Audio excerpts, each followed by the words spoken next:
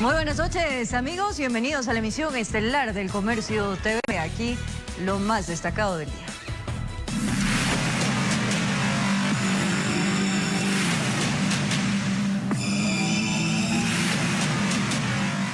Un impactante accidente de tránsito se registró en Ambato. Uno de los vehículos involucrados se partió en dos. Pese al violento siniestro, solo una persona resultó herida. Eran eso de las 10:30 de la noche. Ambato, sector Parque Industrial. Un vehículo liviano color rojo pierde pista, invade el carril de circulación y en contados segundos se impacta de frente contra un bus. El choque es tan fuerte que el vehículo gira desprendiendo sus partes y un tercer carro plomo aparece perdiendo pista y chocando contra el poste. Impactante, ¿no?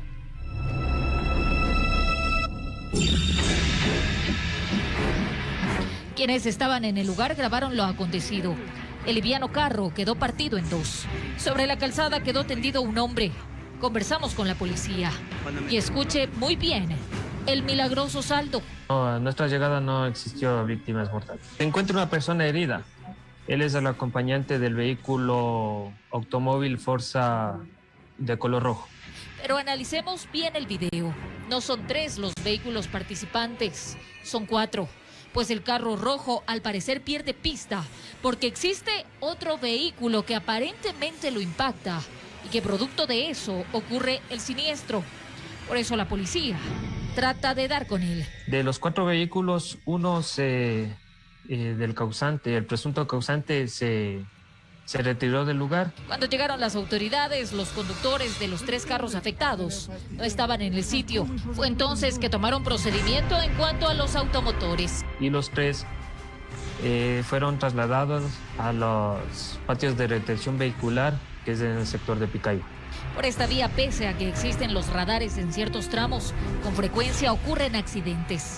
De 30 a 40 siniestros ha atendido únicamente el CIAT en lo que va del año. Y aunque en este caso fue una desgracia con muchísima suerte, esta es la más clara muestra de cuando a uno aún no le llega la hora. Informo, Marina Jaramillo. En la provincia de Los Ríos, en ciudades como Babahoyo y Quevedo, las motocicletas son los vehículos más utilizados por los ciudadanos, pero también por los antisociales, pese a que existe una ordenanza que prohíbe a 2 hombres circular en este tipo de vehículos. Este es uno de los recientes robos registrados en Quevedo. 2 sujetos a bordo de una moto, pese a la ordenanza que prohíbe a 2 hombres circulen en estos vehículos. Lo hacen y armados. Bajan a toda una familia apuntándolos y se van uno en cada motocicleta. Según datos de la Fiscalía, en Los Ríos, las motos mayormente son robadas en horas de la noche y la mañana. Y hasta el momento se han reportado 1.172 robos, al menos los denunciados ante la institución. En Babahoyo, la policía dio a conocer un operativo que permitió la recuperación de varias motocicletas reportadas como robadas, una en delito flagrante. Así como motocicletas recuperadas en Babahoyo 15, Quevedo 8, Vinces 5, Pueblo Viejo 2, Buena Fe 2, Ventanas 2 motocicletas.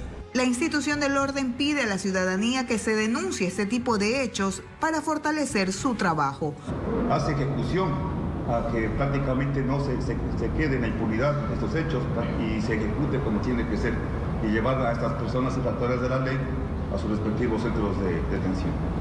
Desde Los Ríos informó Odette Camacho.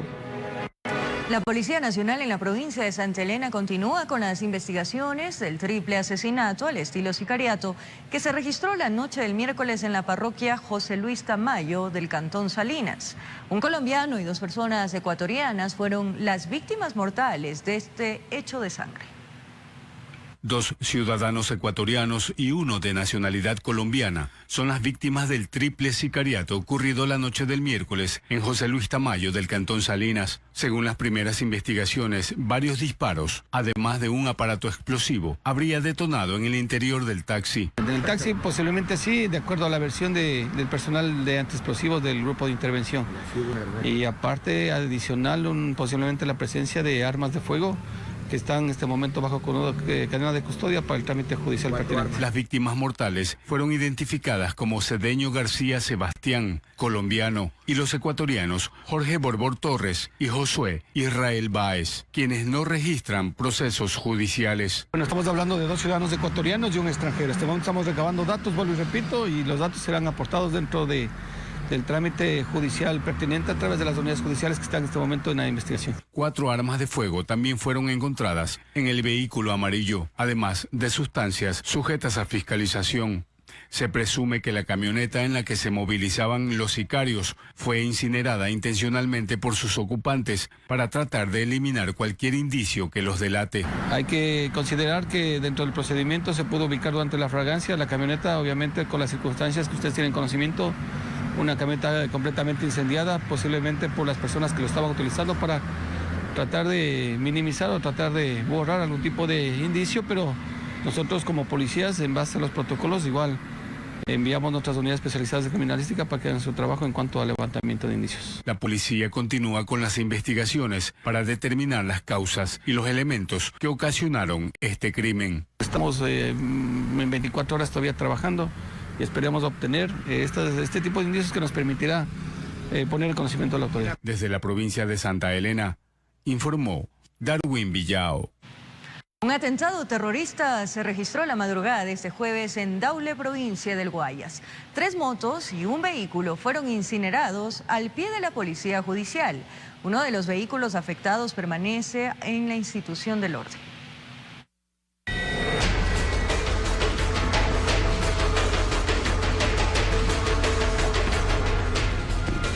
El atentado terrorista se dio en los exteriores de la Policía Judicial del Cantón Daule en Guayas. A este sector se lo conoce como Patria Nueva. Eran las 2 de la madrugada de este jueves cuando los moradores solo escucharon una fuerte detonación.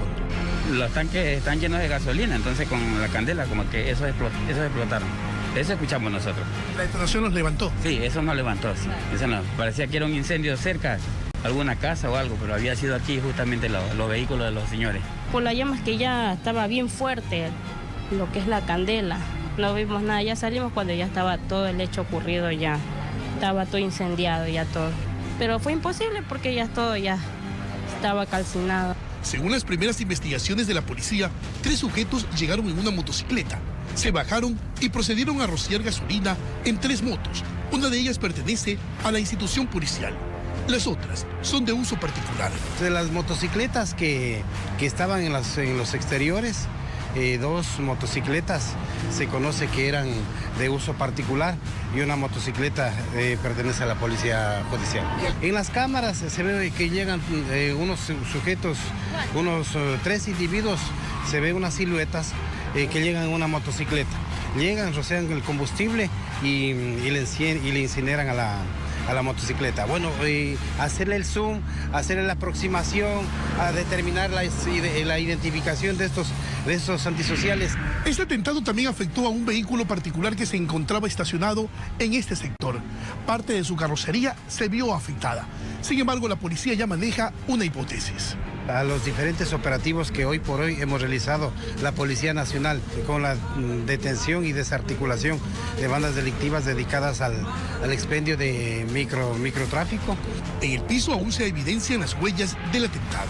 Y en menos de 12 horas, los gendarmes, tras revisar las cámaras de seguridad instaladas en la zona, lograron capturar a uno de los supuestos implicados. Allanaron una casa y detuvieron a este hombre de 26 años de edad, quien registra antecedentes penales.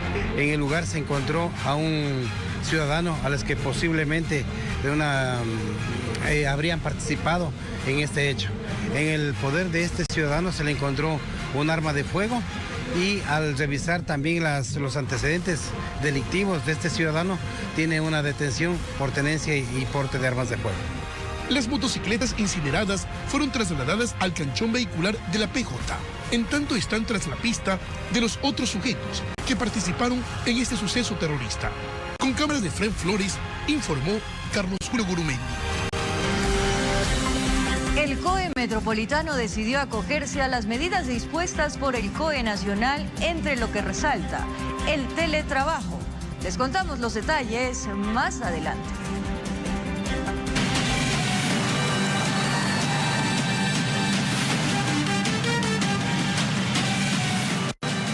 El vicario de la iglesia de Calderón al norte de Quito fue golpeado, maniatado y asaltado en la casa parroquial. Los delincuentes se habrían escondido en el templo tras la última misa para luego cometer el delito. Moradores rechazan el hecho y piden a las autoridades mayor control. Esta vez la víctima de la delincuencia fue el párroco de la iglesia de Calderón al norte de Quito, ensangrentado producto de las heridas en su cabeza por los golpes que los antisociales le propinaron. El vicario Stalin Freire relata cómo habría sido el asalto. Me comenzaron a atacar con cachazos de pistola, me tumbaron, me amarraron y después cuando ya robaron todo, él desamarró. Ocurrió cerca de las 10 de la noche del pasado miércoles. Se presume que los delincuentes se escondieron en la iglesia tras la última misa del día. Una vez con las puertas cerradas, se dirigieron a la casa parroquial para su cometido. La incógnita es por dónde entraron. La casa tiene seguridad, tiene cerca eléctrica, hay cámara, que no vemos puertas forzadas ni vidrios rotos. Quizás se escondieron en la iglesia, pero están viendo ahora las cámaras de seguridad para ver por dónde entraron. Monseñor Alfredo Espinosa, arzobispo de Quito, quien llegó al lugar de los hechos, indicó que tras el incidente, el religioso fue atendido en una casa de salud y se encuentra estable. Ha sido golpeado, pero gracias a Dios está bien. Él no puso resistencia. Hubo el robo en su cuarto, lo que es computadora, teléfono y otras cosas personales. Está como podemos suponer, siempre asustado. Ante la alerta, la Policía Nacional ejecutó varios operativos en la zona. Posterior a lo sucedido, se realizaron operativos. Aproximadamente nos indica que son 3 personas las que ingresaron. En eso estamos en las investigaciones, en barrido de cámaras de seguridad para poder tener mayor información. Como muestra de solidaridad y rechazo a la delincuencia, moradores se apostaron en los exteriores de este templo católico. Esto aquí en Calderón creo que ya rebasó lo que nosotros los moradores hemos estado aguantando. Ni de papito Dios respetan ellos, ya no se puede hacer nada, estamos tanta inseguridad. Sí, el señor cura que lo han golpeado, que está herido y es lamentable. En este marco hicieron un llamado a las autoridades competentes. Nos quemaron en las manifestaciones los 2 UPC que nos daban la protección. Y ahí están las consecuencias. Y pido a las autoridades que tomen como punto de partido esto y nos habiliten inmediatamente los UPC. Pedir más seguridad, un poquito más atención a la comunidad. En Quito informó Adriana Rojas.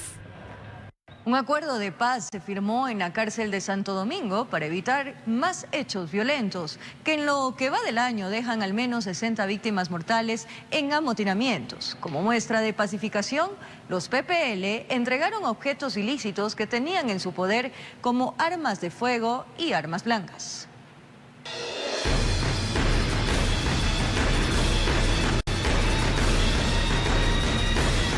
Las armas que entregaron los PPL fueron colocadas en mesas. Se necesitaron varias de ellas. Cuchillos de todo tamaño, había 49 en total, 53 armas blancas artesanales, 2 armas de fuego, municiones, celulares, cargadores y pequeñas sogas que dentro de la cárcel se convierten en elementos letales. En una lucha que mantienen, o más claro, mantenían los PPL. Es que este jueves se firmó por eso un acuerdo de paz. En el acta se establece que los representantes de las personas privadas de la libertad acuerdan promover la sana convivencia en cada uno de los pabellones, desechar la violencia en todas sus formas, entregar todo tipo de armas e instrumentos que atenten contra la integridad de las personas. Ya que el fin de todos nosotros los PPL es establecer la paz y vivir en armonía. El nuevo director del Centro de Privación de Libertad dijo que tras los últimos incidentes, una de sus primeras acciones fue la conformación de un equipo técnico de pacificación que dialogó con los voceros de los privados de la libertad. También sostuvo que agilizará el despacho de carpetas de beneficios penitenciarios a quienes ya cumplieron con los requisitos. Que actualmente existe un promedio de unas 25 o 30 carpetas que se despachan mensualmente. Mi propósito es multiplicar dicho beneficio. Por su parte, el titular de la SNAI enfatizó que uno de los pilares fundamentales es la reducción de la población penitenciaria, así como la implementación de la política pública de rehabilitación social, para la cual el gobierno dispuso $27 millones. Este centro se convertirá en un pionero. Será un modelo de gestión en los próximos días. Por eso es importante el cambio de actitud, resolviendo los conflictos de manera pacífica. La suscripción de acuerdos de pacificación también se realizará en otras cárceles.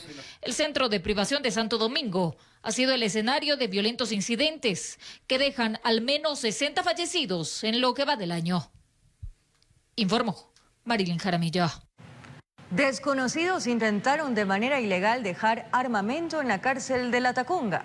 Elementos de Fuerzas Armadas encontraron un paquete con armas blancas y armas de fuego. Se desconoce a qué pabellón iban dirigidos. Era la madrugada de este jueves, cuando personal militar encargado de la seguridad del cerco externo de la cárcel de La Tacunga y mediante labores de inteligencia encontraron un paquete envuelto con cinta de embalaje y en su interior armamento. Un revólver calibre 38 y un revólver calibre 22. 5 desarmadores, 2 cuchillos, 4 municiones calibre 38 milímetros y 8 municiones calibre 22. Los desconocidos, al percatarse de la presencia militar, salieron a apresurada carrera por entre los arbustos. Para tratar de lograr su objetivo, rompieron incluso una malla de seguridad. Pero ¿quiénes eran los sujetos? ¿Y a qué pabellones iba dirigido el armamento? Eso se desconoce. Lo que sí está claro es lo que pretendían. Se sabe que allá hay 4 pabellones más uno de mujeres. Entonces, esto no le puedo indicar precisamente a qué pabellón iba, pero la intención de meter el armamento, eso sí está claro. Desde las Fuerzas Armadas explican que no es la primera vez que dejan paquetes por la zona. En lo que va del año, 3 bultos asimismo, envueltos. En esos bultos asimismo se encontraba armamento, munición y armas blancas. Y también encontramos bebidas alcohólicas. Y también encontramos sustancias sujetas a fiscalización, además de celulares. Los uniformados han incrementado la seguridad para evitar el accionar delictivo. Informó Marilyn Jaramillo. Ecuador entró en la lista de países con mayor tasa de robos y asaltos en América Latina. Un estudio reciente indica que en los últimos 4 meses, el 43% de los ciudadanos han sido víctimas de la inseguridad. ¿A qué se debe este incremento? ¿Cómo afrontarlo? Enseguida les contamos. Por primera vez en la historia, la encuestadora norteamericana Gallup situó a Ecuador en el tercer lugar de la lista de países con mayor incidencia de robos y asaltos en América Latina. Se ve ingresar a 3 sujetos. El primero saca un arma de fuego y amenaza a una familia. De pronto, este saca al parecer un arma de fuego, lo somete y hace que se quede en el piso. La percepción de inseguridad, a decir de expertos, ha cambiado significativamente en relación a años anteriores. Estamos en una coyuntura específica en donde hemos pasado del riesgo aceptable de inseguridad a unos nuevos riesgos de seguridad que consideramos inaceptables.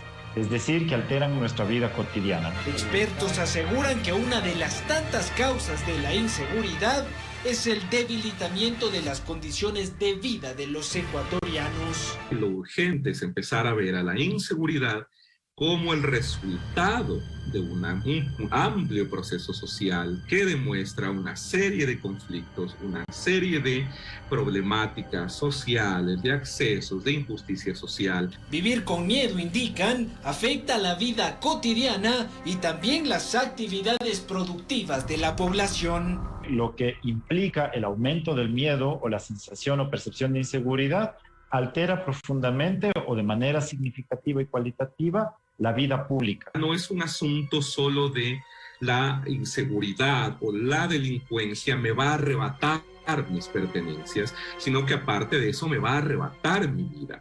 Analistas ven con cierto pesimismo la posibilidad de revertir estos indicadores, sobre todo porque buena parte de la ciudadanía ahora los mira con indiferencia. La gente empieza a acostumbrarse o empieza a encontrar o empieza a normalizar estas formas de violencia. Informó Álvaro Terán. En Guayaquil no se detienen los ataques violentos con víctimas colaterales, es decir, de personas que son alcanzadas por balas perdidas. Uno de estos últimos hechos sangrientos se produjo en un espacio abierto del norte de la ciudad. Ocurrió dentro de este parque, recientemente remodelado y ubicado en Sauces 5, norte de Guayaquil. Testigos señalan que 4 sicarios llegaron hasta el sitio y dispararon contra un grupo de personas. 2 quedaron heridas de gravedad y una tercera falleció. Se trata de Kevin Gallardo, de 19 años. Los proyectiles, además, alcanzaron a una joven de 19 años que se encontraba con un niño en el área infantil.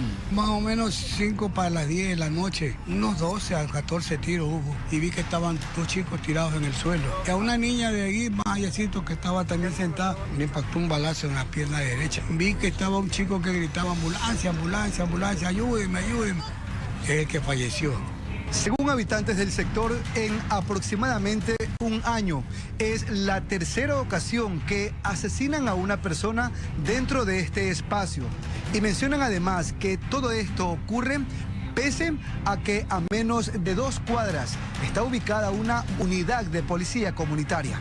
Yo desde que tengo viviendo aquí van como 5 muertos ya. ¿Por qué? Por lo que son chicos que andan traficando droga, pues, o venden o paran con los que venden. Nosotros hicimos 20 llamadas de diferentes teléfonos y nunca vino la policía ni la ambulancia. La policía llegó después de 20 minutos cuando ya todo el mundo se había llevado a sus familiares a los hospitales. Estas 3 muertes ocurridas en el parque guardarían relación con el expendio y consumo de drogas. Problemática que mantiene preocupados a los habitantes del sector, que han tenido que colocar rejas en las peatonales, abstenerse de llevar a sus hijos al parque y ahora están solicitando la instalación de cámaras de seguridad. Informó Jorge Salazar.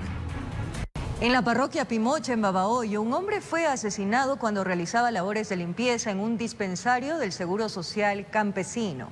Tras cometer el hecho, los presuntos victimarios se accidentaron.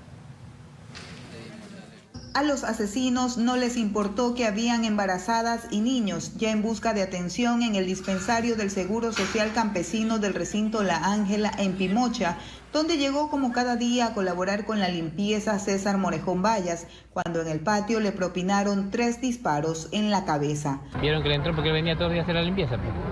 Entonces parece que lo han, como dice, cazado. Ingresa un ciudadano por la parte posterior, ya que él ha sido conserje de aquí del dispensario médico del campesino, y procede a dispararle en su cuerpo, ¿no? Y procede a salir, sube una motocicleta y huye con dirección a La Margarita. El occiso no tenía antecedentes y según sus familiares desconocen que tuviera enemigos. Era agricultor y recientemente logró una cosecha que vendió. Sembraba arroz, soya, pero nunca, jamás en la vida de él nos ha comandado nada de esas cosas. Según la policía, una hipótesis es el robo. Puesto que las condiciones son distintas a un hecho que conlleva una muerte selectiva o sicariato. A los asesinos no les importó que junto al centro médico donde cometieron el crimen se encuentra también este centro educativo que tuvo que suspender sus clases debido al hecho violento. En el sector hay cámaras de seguridad que al parecer captaron a los asesinos. Estas imágenes son cotejadas para determinar si son ellos los mismos que se accidentaron casi 2 kilómetros más adelante, donde el conductor de la motocicleta quedó herido. Con alguna información se puede establecer que podría tener participación en este evento. Desde Los Ríos informó Odette Camacho.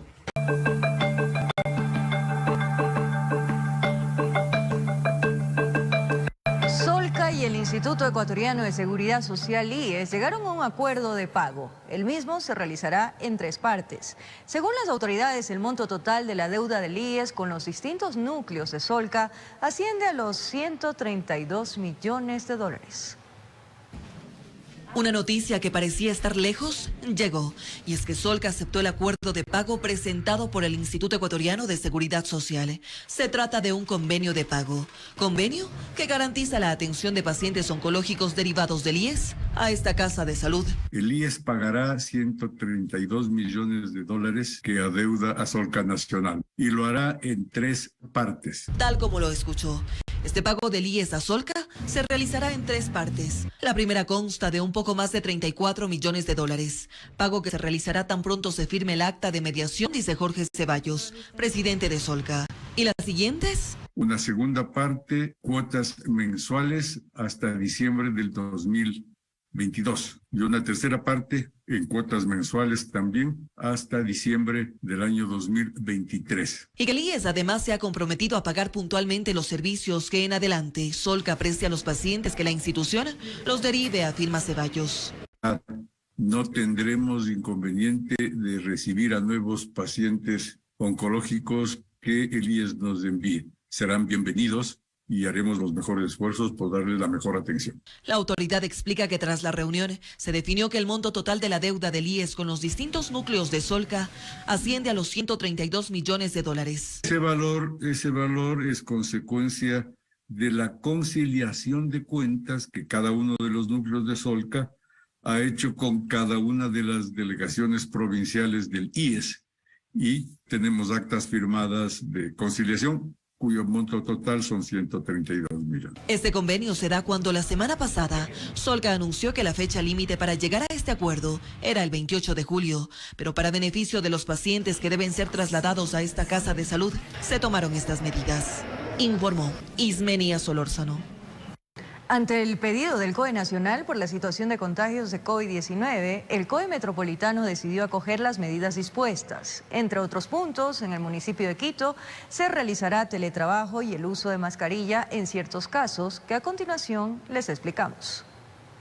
2 días después de que el COE Nacional conoció el informe epidemiológico emitido por el Ministerio de Salud Pública, mismo que señala que nos encontramos en una nueva ola de contagios por COVID-19, el COE Metropolitano decidió acogerse a las medidas para evitar la propagación de más casos positivos. La primera es que vamos a realizar teletrabajo en el municipio de Quito, con los lineamientos que el Ministerio de Trabajo ha resuelto. Además, se adaptará el protocolo del Ministerio de Salud para el caso de personas COVID positivas, que incluye en primera instancia el aislamiento por 5 días de quienes presenten síntomas del virus o hayan tenido contagio con alguien que tenga COVID-19. En estos casos, se debe mantener 5 días en casa las personas que tengan la sintomatología y posteriormente 5 días de uso obligatorio de mascarilla a los sintomáticos respiratorios. El uso de mascarilla también se amplía a otras áreas, a pesar de que su uso seguirá siendo opcional en espacios públicos o privados. Vamos a mantener las medidas de bioseguridad que ya se han estado aplicando, en el sentido de mantener el uso obligatorio de mascarilla en centros de salud y centros hospitalarios,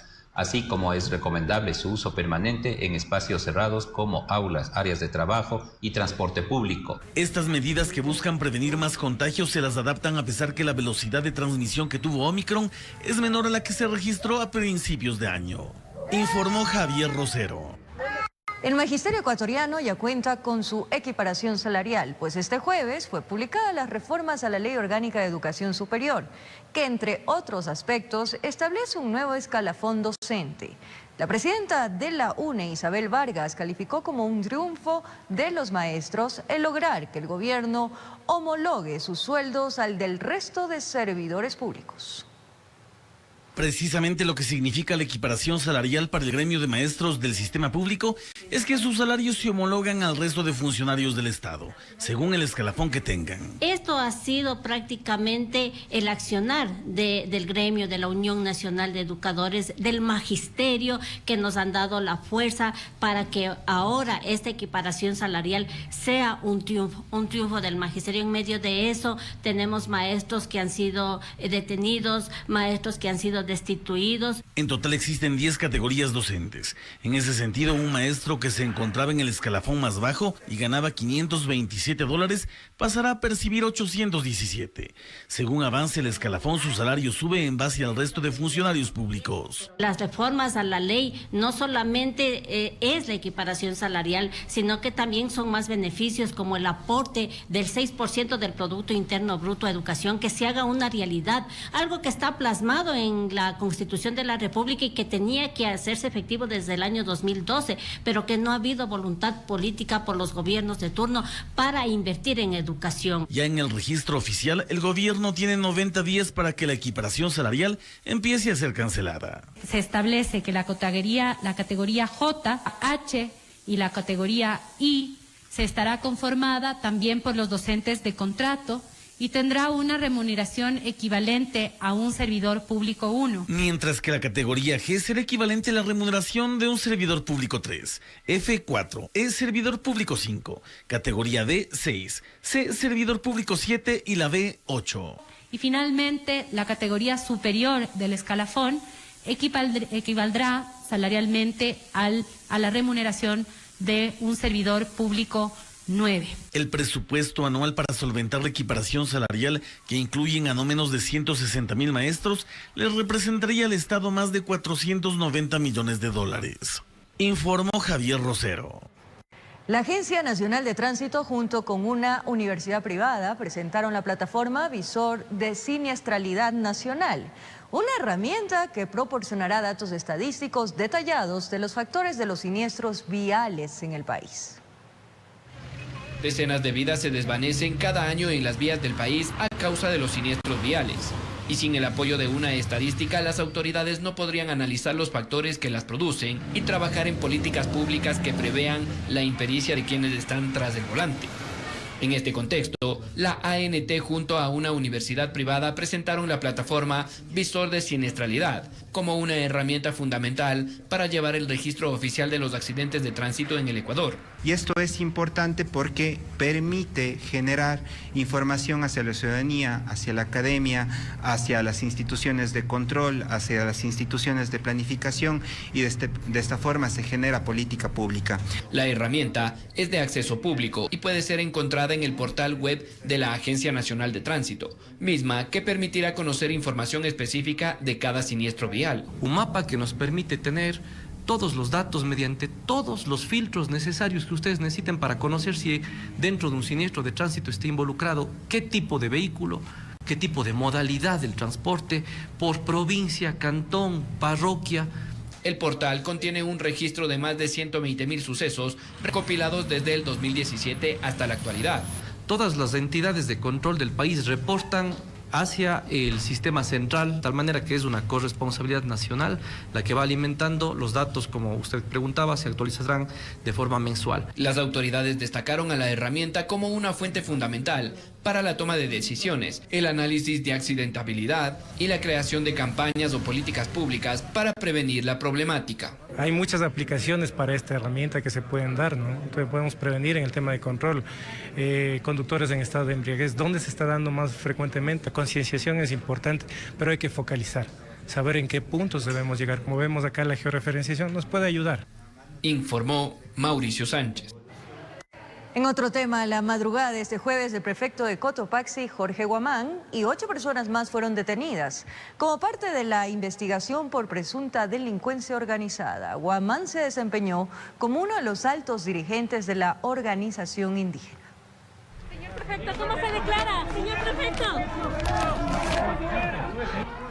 Más que un buen operativo, Patricio Carrillo, ministro del Interior, califica como un buen trabajo la detención del prefecto de Cotopaxi, Jorge Guamán, con fines investigativos, ya que le venían pisando los talones desde aproximadamente 2 años atrás, cuando estaba en campaña para la reelección. Este es un trabajo, una minería de datos en cuanto tiene que ver a la forma de contratación, a la forma de enriquecerse. Aquí hay muchos delitos complejos que yo estimo y espero que la Administración de Justicia los cumpla. Aquí no hay delito flagrante, aquí hay una detención con orden de autoridad competente. Al parecer, Guamán no tuvo tiempo ni de dispersarse. Los uniformados decayeron en horas de la madrugada de este jueves, como parte del allanamiento a 32 inmuebles en esa provincia, donde se detuvieron a 9 personas por presunta delincuencia organizada. Carrillo prefirió ser cauto sobre el posible depósito de $30 millones en una cuenta de Nicaragua. Hay mucha información que ya en este momento es de carácter reservado, pero sí hay muchos familiares que están involucrados también bajo diferentes formas, como testaferrismo y algunas otras. En fotografía se pudo observar a Guamán en ropa de dormir. Él fue coordinador de Pachacutic, dirigente de la Confederación de Nacionalidades Indígenas del Ecuador, CONAIE, diputado nacional y desde el 2014 prefecto provincial. El secretario de Estado confirmó que sí se trataría de persecución. Hay persecución al delito y a los actos de corrupción cometidos por las personas. Eso es lo que corresponde hacer en un Estado de Derecho. Y ya que estamos hablando de las mesas de diálogo, a mí me gustaría proponer también, ¿por qué no conversamos en la mesa de seguridad sobre los problemas de corrupción? Porque este es un tema fundamental para poder dar legitimidad y para poder tutelar libertades y derechos de los ciudadanos también. Miguel Ángel Mateos es uno de los denunciantes. Yo presenté uno por enriquecimiento ilícito, porque efectivamente el señor compró una propiedad en $250,000. Esa propiedad de 250,000 no cuesta 250,000, eso costará unos $400,000. Es del resultado del operativo Depuración 1, informó Héctor. De Participación Ciudadana y Control Social no podrá ser posesionado por la Asamblea Nacional, pues una acción de protección interpuesta por la Unidad Multicompetente de San Borondón lo impediría. De manera textual, la autoridad judicial indica que se deja sin efecto de manera provisional pero inmediata hasta que se resuelva en última instancia el recurso constitucional. El presidente del Consejo de Participación Ciudadana y Control Social ya notificó al titular de la legislatura sobre este particular. En pocos días se cumplen 6 meses del aluvión que afectó a los sectores de La Comuna y La Gasca de Quito. Sobrevivientes y afectados aún esperan los ofrecimientos de las autoridades mientras continúan los trabajos de desalojo de piedras en la quebrada El Tejado. Estas imágenes duelen por las 28 víctimas del fatal aluvión que afectó a los sectores de La Comuna y La Gasca de Quito. La zona cero aún se recupera, así como los sobrevivientes de la tragedia. Juan Cepa dice que es un milagro contar su historia. Él se encontraba en la cancha deportiva. Se fue la estructura de la cancha, entonces yo lo que pedí a Dios es que me salvara, que me diera otra oportunidad de vida. Fue como una pesadilla y pasar todo esto, hasta ahora hay un trauma psicológico también. Él fue arrastrado por el lodo y escombros. Todo quedó captado en este video. De ese fatídico día han pasado casi 6 meses. Tuvo que ser intervenido por un problema en su pierna izquierda y espera aún ayuda del municipio. Nos ofrecieron operaciones, cirugías, bonos, para que nos den una ayuda económica también, pero no se ha hecho presente hasta ahorita. Leonardo Guerrón es otro morador de La Comuna. El día del aluvión, él y su familia lograron salir a tiempo.